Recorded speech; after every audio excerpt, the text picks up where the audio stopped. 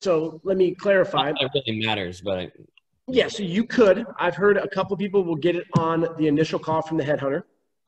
I've heard people that will get it a lot of times in the group, but I've also had people that will come into that group and it'll only be one person. And so there would be kind of like a one-on-one there. Right. And they're just going to, another one you should go over is your elevator speech. So that's one of my favorite ones to do. So I'm going to go around right here. You guys have 20 seconds to tell me who you are. So give them a quick little, okay, this is who I am, this is what I'm doing. And it's always about helping people. It's about being positive. It's about, your passion is your labor, whatever. It's to come up with this. These are the words that they want to hear. And so another thing that they'll ask you, like, tell me who's someone who you follow. Oh, you're asking me? Yep. I mean, Eric Cressy. That's a home run right there. But I mean, I would be, this is like, you'll get hired 100%, but this would be like 99.9%. Like me, I'm a Texas fan. If you came in here and told me you're Oklahoma, I wouldn't hold anything against you. I kind of give you shit. I don't know how it is with Boston and New York. So it's like the fact that he is the strength coach for the Yankees and you have some ties. I don't think it would have any negative part, but people are fucking weird. Huh? Yep. No, yeah, I see what you're saying. That makes sense. Like, just be aware of like the way that you're coming off and how that is going to be presented to different types of. Yeah, exactly. So just be well-rounded. And then this is like the home run question right here is they're going to go around. You're going to get some dipshit that's going to ask about money. You're going to have someone who's going to ask about, is it all right if I do part-time? Even if you want to do part-time, don't. Yeah. It's not in the cards. I've only had one person not get hired at Equinox. And that person said they wanted to do full-time. I'm like, why the fuck did you say that? I told you not to say that when you go in there.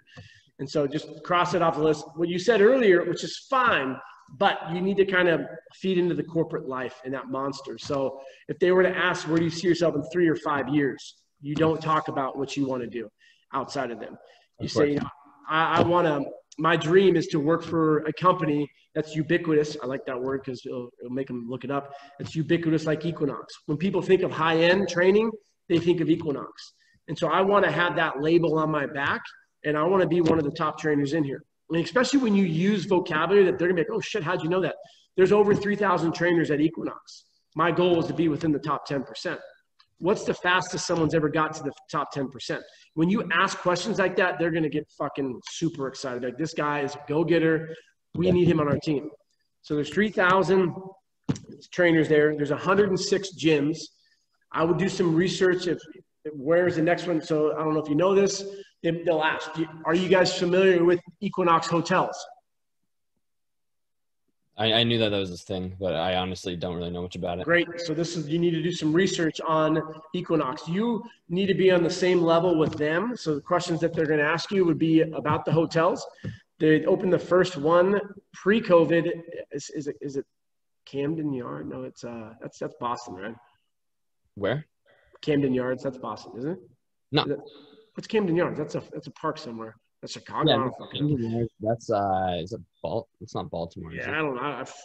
But there's a pretty notorious. I've lived in Connecticut for a year, but I don't know the spots. But Hudson Park, something like that, is where the hotel is in New York, and it's functional. They have one in Seattle. They're opening up one in 2021 or 2022 in LA, and I believe Toronto as well. So this is going to be their new thing.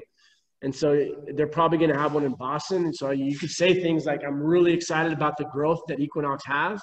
I did a little bit of research, and they're projected to do 200 gyms. That's what they want to do. So they want to have 200 gyms by 2030, which is insane. That's 10 gyms a year. So I'm really excited about the exclusivity that this brand has.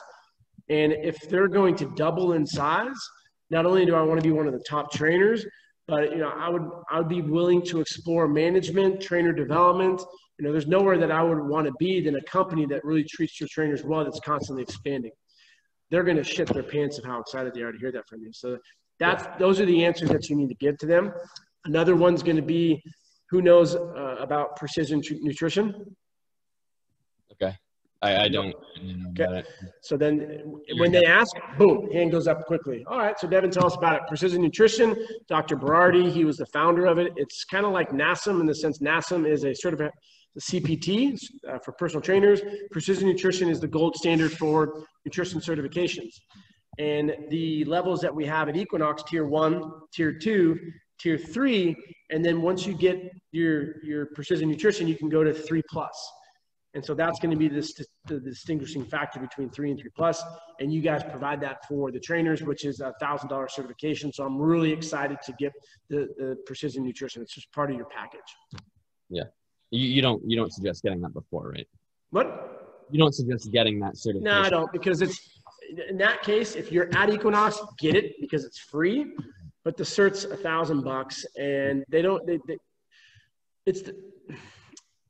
if you were to compare it to something like the NASM-FNS, it's just light years better.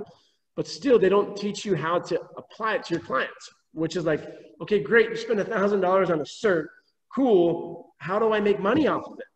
And so that's my problem with it. Where, at least with what we do, I'm biased, obviously, but our body mass equation, I'll teach you guys how you can talk with a client on a Thursday and still train him Monday, Wednesday, Friday. In that session, you're charging your normal amount.